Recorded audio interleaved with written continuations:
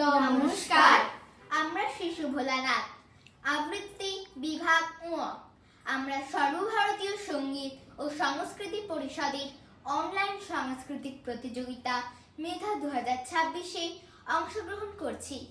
আজ আমরা শোনাচ্ছি কবি শুভদাস গুপ্তের লেখা সার্থক জনম।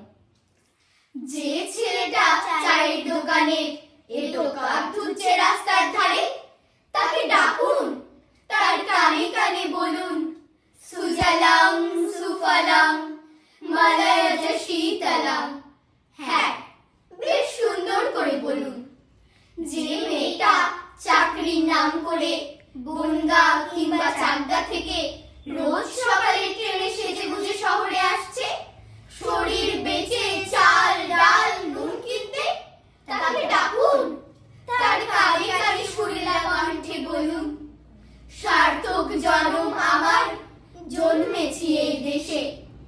যে ছেলেটি লটারির টিকিট নিয়ে দরজায় দরজায় ঘুরছে আর বলছে, বিশ্বাস করুন আমি ভদ্রলোক, আজ 10 বছর হলো আমার রাস্তা বন্ধ, লক আউট, তাকে ডাকুন, তার কানে কানে বলুন, বলো বলো বলো সবে, শত বিনা বেনু রবে, ভারত আবার জগৎ সভায় শ্রেষ্ঠ আসন লবে।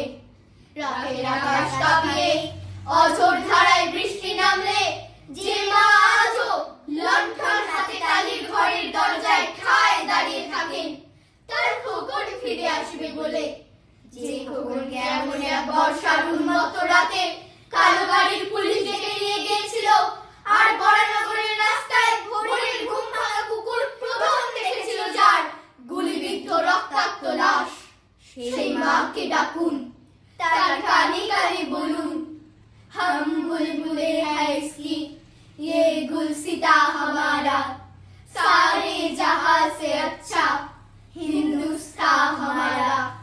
সবাইকে সবকিছু বলা শেষ হলে শুনশান শীতের রাতে পাঁচ মাথার মোড়ে ঘোড়ায় চড়ে বসা সেই মহাবিপ্লবীর পায়ের সামনে ধীরে ধীরে এগিয়ে যান।